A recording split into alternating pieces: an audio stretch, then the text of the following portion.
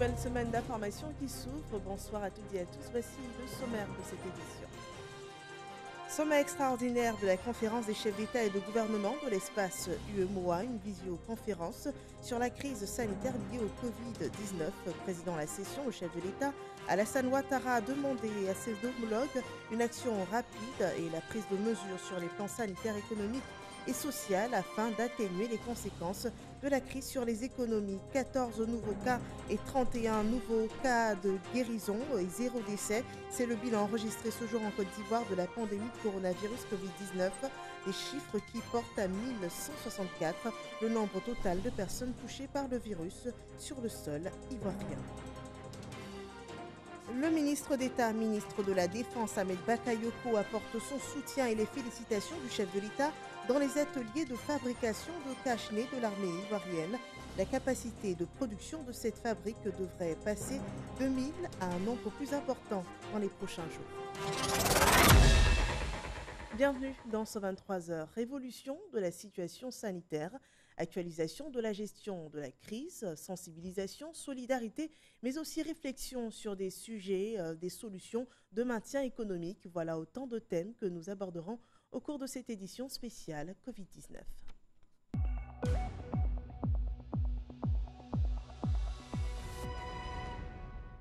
Ce lundi 27 avril, il s'est tenu une session extraordinaire de la conférence des chefs d'État et de gouvernement de l'UEMOA, l'Union économique et monétaire ouest-africaine, une visioconférence consacrée à la pandémie de coronavirus Covid-19.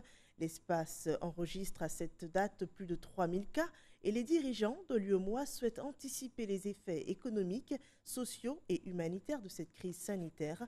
Alassane Ouattara, le président en exercice de la conférence, a appelé ses homologues à travailler à éviter que les économies entrent en récession. Et sur cet aspect, les États prennent de l'avance. Les plans de riposte sont évalués aujourd'hui à environ 5 285 milliards de francs CFA.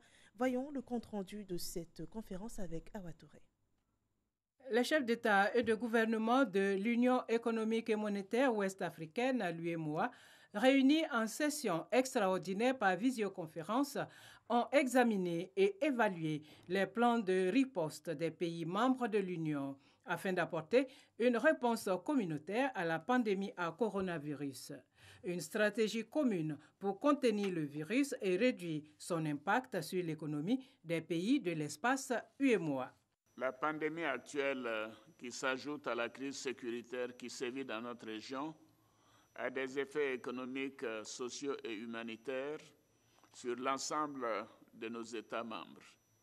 En effet, cette crise sanitaire aura un impact direct négatif sur la croissance économique de nos États et sur nos finances publiques en 2020. Il ressort par exemple que le taux de croissance moyen en 2020 dans notre Union ressortirait à 2,7%, soit une réduction de près de 4 points de pourcentage par rapport à la prévision initiale de 6,6%. Cette pandémie, si elle se poursuivait jusqu'à la fin de l'année, pourrait conduire nos économies à rentrer en récession et réduirait de façon significative la capacité de nos États à lutter contre la pauvreté et le terrorisme. Nous devons donc agir vite et prendre des mesures à la fois sur les plans sanitaires, économiques et social afin d'atténuer les conséquences de la crise sur nos économies et réduire ainsi les souffrances de nos concitoyens.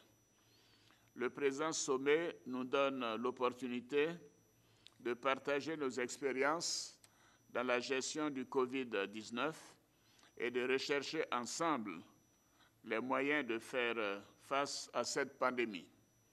Mais d'ores et déjà, je voudrais, messieurs les chefs d'État et de gouvernement, vous rendre hommage pour les mesures urgentes et les plans de riposte évalués aujourd'hui à environ 5 285 milliards de francs CFA que vous avez adoptés. Elles permettront de limiter les impacts du Covid-19 sur les populations, l'emploi et le secteur productif et de promouvoir les initiatives prises pour éviter l'affaissement des entreprises et le redémarrage rapide des activités économiques post-crise. En ce qui concerne la Côte d'Ivoire, nous avons adopté 2 plans.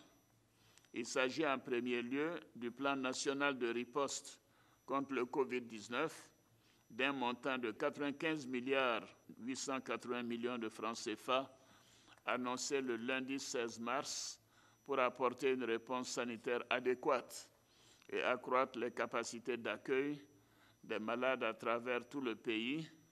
Et ensuite, le lundi 23 mars, un plan de soutien économique, social et humanitaire de 1 700 milliards de francs CFA, soit environ 5% du PIB, destiné à soutenir le secteur privé, le secteur informel et l'aide aux couches sociales les plus vulnérables. Le président de la République a par ailleurs salué les institutions régionales pour les mesures prises en vue de donner une bouffée d'oxygène au pays à travers notamment l'injection de liquidités dans les économies avec les bons Covid-19. Le prochain sommet de l'UEMOA est prévu pour se tenir en juillet 2020 à Yamoussoukro. Nous poursuivons avec cette autre rencontre, celle du Sénat de Côte d'Ivoire dans le cadre de sa session ordinaire. Le Sénat de Côte d'Ivoire s'est réuni ce lundi 27 avril 2020 à la Fondation Félix Houphouët-Boigny pour l'adoption de son ordre du jour des travaux pour la période du 27 avril au 21 juin 2020. En plus des activités parlementaires de cette première période, 4 séances d'information, toutes en rapport avec la situation de crise sanitaire liée au Covid-19 se tiendront. En effet, le Sénat recevra successivement le ministre de l'Économie et des Finances, le ministre de l'Administration du Territoire et de la Décentralisation, le ministre de la Sécurité et de la Protection civile, le ministre de la Promotion de la Jeunesse et de l'Emploi jeune. Ces séances d'information seront l'occasion pour les sénateurs de faire des propositions franches pour la lutte contre la pandémie du Covid-19 et notons que ce sont 24 projets de loi qui seront examinés par les sénateurs au cours de ces travaux. Passons au point de la situation sanitaire en Côte d'Ivoire. Le pays a enregistré ce jour 14 nouveaux cas positifs, 31 nouveaux guéris, ce qui donne un total de 1164 cas, dont 499 personnes sont guéries et 14 décès enregistrés en tout dans le pays. Le ministère de la Santé et de l'Hygiène publique exhorte encore les populations au respect des mesures barrières collectives et individuelles. Écoutons le docteur Eugène Akaouélé à ce propos. Point de la situation du Covid-19 au 27 avril 2020. Le ministère de la Santé et de l'Hygiène publique a enregistré ce jour lundi 27 avril 2020 14 nouveaux cas de Covid-19 sur 289 échantillons prélevés, 31 guéris et 0 décès. À ce jour, la Côte d'Ivoire compte donc 1164 cas confirmés, dont 499 personnes guéries et 14 décès. Le nombre total d'échantillons prélevés et testés à la date du 27 avril 2020 est de 8 581. Depuis le 29 mars, le Conseil national de sécurité a pris la décision d'isoler le Grand Abidjan afin de circonscrire la pandémie à Abidjan. Aussi, du 1er avril au 27 avril 2020, nous avons enregistré 965 nouveaux cas confirmés dans notre pays. Ces 965 cas se répartissent comme suit. 98%, soit 943 pour le Grand Abidjan, et 2%, soit 22 cas positifs pour le reste du pays. Dans le Grand Abidjan, les districts sanitaires de Cocody, Bingerville et de Makori-Trècheville sont toujours les plus touchés, avec respectivement 40% et 33%. Tous les districts sanitaires ont notifié des cas positifs, de même qu'à Niama et Grand Bassam. Les 2 districts de Yopougon, Est et Ouest Songon, représentent 10% des cas confirmés. C'est le lieu d'inviter les populations au strict respect de la mesure d'isolement du Grand Abidjan. J'exhorte les populations à continuer de fréquenter nos établissements sanitaires car les services de santé sont disponibles, ouverts avec leur dispositif habituel d'offre de soins et continuent de recevoir les personnes ayant besoin de leurs services. Par ailleurs, devant l'apparition de signes tels que la toux, la fièvre ou les difficultés respiratoires, vous êtes priés de contacter en urgence les numéros gratuits suivants, le 101, le 119, le 125 et le 143. Le gouvernement, à travers le ministère de la Santé et de l'Hygiène publique, remercie et félicite tous les acteurs de la santé pour leur engagement et leur dévouement dans la lutte contre la pandémie. Voyons ensemble les chiffres hors de notre pays. Au Ghana, 1550 cas ont été enregistrés et 11 décès. Au Burkina Faso, ce sont 632 personnes qui ont été confirmées et 42 personnes décédées. En Guinée, 1094 cas confirmés et 7 décès. Le Mali enregistre 996 cas confirmés et 23 décès. Le Sénégal, lui, 736 cas confirmés, 9 décès. Le Bénin, 64 cas confirmés et 1 décès. L'Afrique totalise au moins 31 000 cas confirmés et au moins 1300 décès. Et dans le monde entier, le nouveau coronavirus aura à ce jour touché au moins 3 012 000 cas confirmés avec au moins 208 000 décès enregistrés à travers le monde.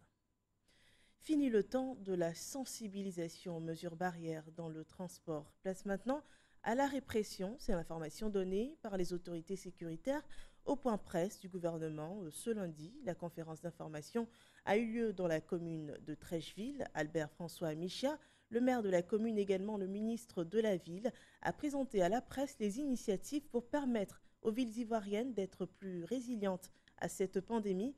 L'expérience de la commune de Trècheville a également été exposée. Mahama Traoré.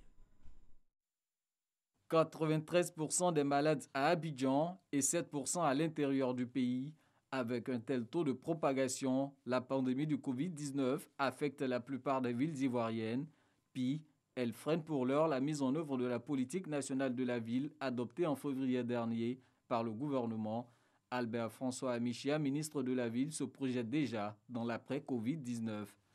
Le ministère de la Ville travaille, quant à lui, à proposer des solutions à même de garantir la résilience des villes et des territoires ivoiriens dans la perspective de la sortie de crise, et a décidé de mettre en priorité des initiatives adossées à la matrice d'action de la politique nationale de la ville. Les principales actions identifiées visent d'une façon générale la mise à niveau des équipements et infrastructures urbaines de villes secondaires et intermédiaires. Car pour faire face à des chocs de tous ordres, toutes les villes doivent disposer de plateaux et de moyens d'intervention idoines. Comme à Trècheville par exemple, où la mairie a dégagé 100 millions de francs CFA pour lutter contre cette pandémie. Dans cette commune, où résident 160 000 habitants et affluent en moyenne 2 millions de personnes par jour, le risque de propagation a emmené le conseil municipal dirigé par François Almer Amichia à mener plusieurs actions. Nous avons procédé à la désinfection de 54 sites de la commune avec l'appui du ministère de la Salubrité et de l'Assainissement et du district autonome d'Abidjan, notamment les marchés de la commune depuis le début du mois de mars 2020. Grâce au ministère de la Famille et au groupe PFO, le conseil municipal a pu distribuer en premières actions des kits barrières et des vivres et non-vivres à l'ensemble des établissements sanitaires de la commune et à 25 familles par quartier dans chacun des 45 quartiers de la commune. 40 000 cache-nez ont été également distribués aux transporteurs, aux commerçants des différents marchés de Trècheville et aux agents des services publics et parapublics de la commune. La grande particularité de cette initiative a été que ces cache-nez ont été confectionnés et offerts par les couturiers et tailleurs de la commune. Avec plus de 1100 cas confirmés, la Côte d'Ivoire n'a pas encore atteint le pic de la propagation selon le ministère de la Santé. Cependant, le plan de riposte contrôle pour l'heure l'évolution de la maladie. À ce jour, Le dispositif actuel n'est pas encore dépassé et nous ne le souhaitons pas. Aussi, par anticipation et avec le renforcement du dispositif actuel, le gouvernement se prépare-t-il à accueillir au mieux le flot éventuel de cas liés au Covid qui pourrait survenir vu l'évolution de la pandémie chez nous. Concernant l'action des forces de sécurité, finit la sensibilisation sur le respect des mesures barrières dans le secteur des transports. Nous avons mis 2 semaines, depuis le 16 avril dernier, à sensibiliser.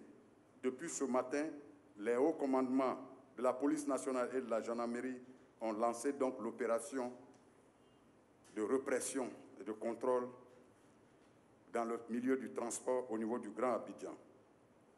Au nom donc de Monsieur le ministre en charge de la sécurité et de la protection civile, voudrons en cette période de gêne recommander à nos boulangers de faire respecter à leurs différents comptoirs les mesures barrières de distanciation en évitant les attroupements à ces moments de grande sollicitation liés aux jeunes musulmans. 26 individus interpellés et 30 personnes assistées, c'est ce que révèle le bilan de la mise en œuvre du couvre-feu dans la nuit du 26 au 27 avril. Et nous vous l'annoncions dans les titres, l'atelier de fabrication de cache-nez de l'armée a été visité par le ministre d'État, ministre de la Défense, Ahmed Bakayoko. Cette contribution à la lutte contre la propagation du Covid-19 rend fier au plus haut sommet de l'État. Un soutien est annoncé pour accroître la capacité de production qui est à 1000 cache-nez par jour. Aboussa Nogo nous informe davantage. À l'atelier de couture des armées, ici à l'état-major général des armées, on fabrique des cache-nez pour les militaires. Tout commence à la salle de coupe.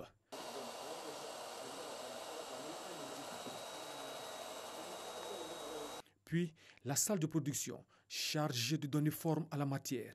Ici, on fabrique 1000 masques le jour.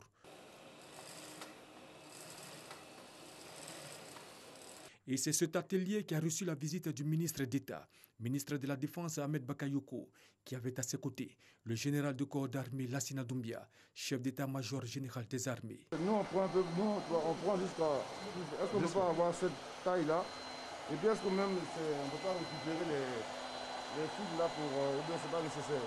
Nous avons un type de modèle que nous avons réalisé avec des languettes. Voilà. Donc on a 2 types de modèles.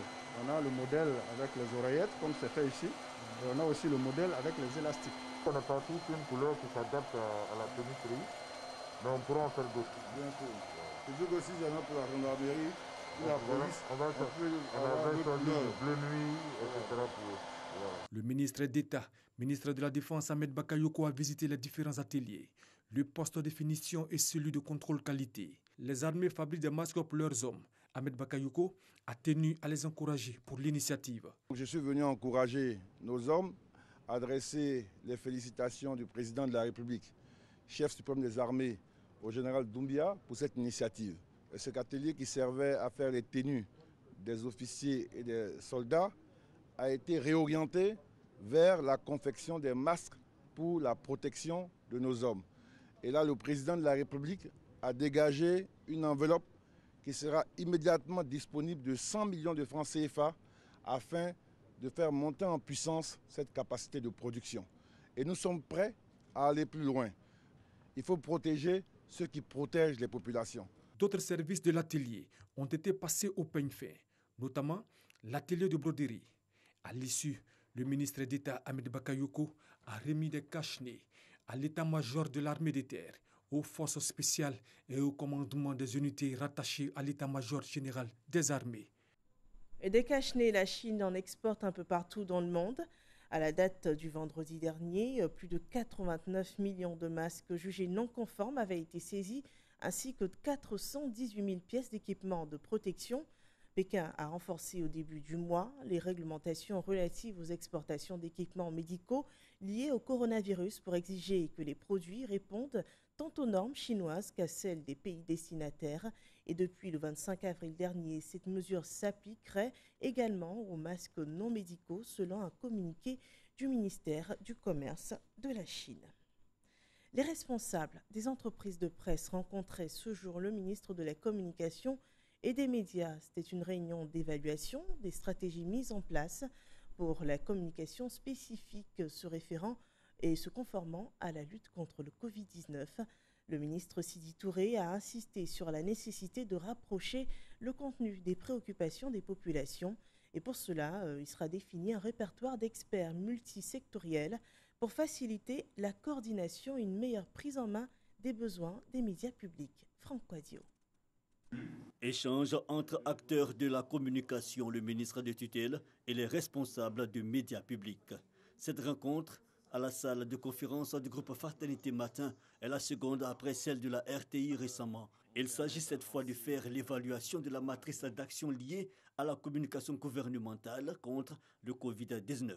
Nous avons institué, au-delà de nos rendez-vous hebdomadaires, chaque 3 semaines, une revue structurante de la communication portée par les services publics d'information. Et ceci pour pouvoir les aider à informer au mieux avec une petite touche particulière qui permettrait d'aller au-delà pour que la population comprenne la dangerosité de cette maladie. Fosséni Dambélé, directeur général de la radio-télévision ivoirienne, Venance Conan, Fraternité Matin, et Oumou Sanabari, agence ivoirienne de presse AIP, expose et réaffirme leur engagement à offrir un contenu axé sur la sensibilisation contre le coronavirus. Avec le ministre Sidi Touré donc, analyse de contenu, préoccupations et propositions via visioconférence de responsables éditoriaux, de communicants et d'autorités décentralisées. Pour faciliter la synergie des initiatives communes, il a annoncé la mise en place du comité d'experts multisectoriels. Vous avez les PME qui s'interrogent, vous avez les ménages fragiles, vous avez des problèmes de sécurité qui se posent aux uns aux autres. En réalité, la crise a un impact transversal. Et donc tous ces différents acteurs bien considérés ont décidé de nous faire porter leurs différentes expertises, ceci dans le cadre d'un comité d'experts pour pouvoir apporter leurs réponses par rapport à l'impact vécu de la crise du coronavirus en Côte d'Ivoire. Une communication gouvernementale plus accrue, le ministre de la Communication salue les efforts fournis. Tous les médias d'initiative institutionnelle sont déjà à la tâche et de fort belle manière. Pour nous, c'est d'aller un peu plus loin pour que les populations les plus récalcitrantes à l'information puissent comprendre la dangerosité de cette maladie. Aller au plus près des préoccupations, et cela par les campagnes publicitaires telles l'affichage, les points presse réguliers, la dynamisation des centres d'appel. En somme, une action continue du gouvernement. C'est pour l'essentiel les acquis liés à l'action gouvernementale de communication contre la menace que représente le coronavirus. Par ces temps de crise sanitaire, une épidémie d'informations contradictoires et des désinformations manipulées déferlent sur les réseaux sociaux. La dernière en date annonçait la reprise des classes dès le 18 mai prochain. Une information relayée massivement et démentie aussi par le ministère de l'Éducation nationale, de l'enseignement technique et de la formation professionnelle. L'équipe de RTI Info a scruté pour vous ce faux scoop et nous en parlons avec Salimatou Dia et Lancinan Ouattara.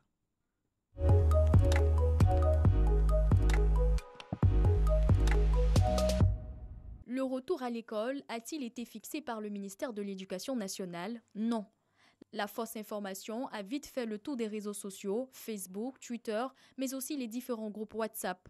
Un communiqué intitulé « Le programme de réouverture des portes des écoles en République de Côte d'Ivoire », présenté comme celui du ministère de l'Éducation nationale, annonce la reprise des écoles dès le 18 mai prochain pour les élèves en classe d'examen.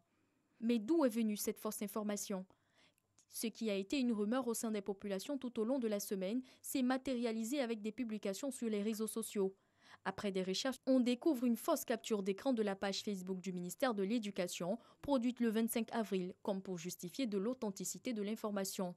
Un tour sur la page Facebook du dit ministère a permis de mettre en doute ce communiqué qui a par la suite pris plusieurs formes. Mais aucun site ou réseau social officiel comme celui du gouvernement n'a diffusé cette information erronée. La viralité de cette fausse information indiquant la reprise des cours dans les écoles le 18 mai prochain a fait réagir le ministère de l'Éducation nationale et le gouvernement à travers un communiqué. De fausses informations circulant sur les réseaux sociaux font état de la réouverture des écoles ivoiriennes le 18 mai 2020. Selon le ministère de l'Éducation nationale, de l'enseignement technique et de la formation professionnelle, que le Centre d'information et de communication gouvernementale CICG a contacté, il n'en est absolument rien. Le 15 avril déjà, à l'issue du Conseil des ministres, le porte-parole du gouvernement Sidiki Tiemoko Touré avait donné des détails sur la fermeture des établissements dus au Covid-19.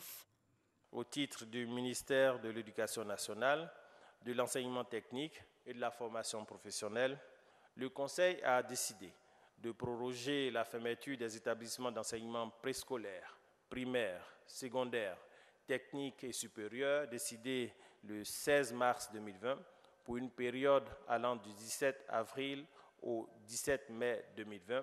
Cette fausse information est certainement une interprétation de la prorogation de la date de fermeture des écoles au 17 mai 2020. Selon les autorités en charge de l'éducation, aucune date n'a encore été fixée pour la reprise des cours en salle.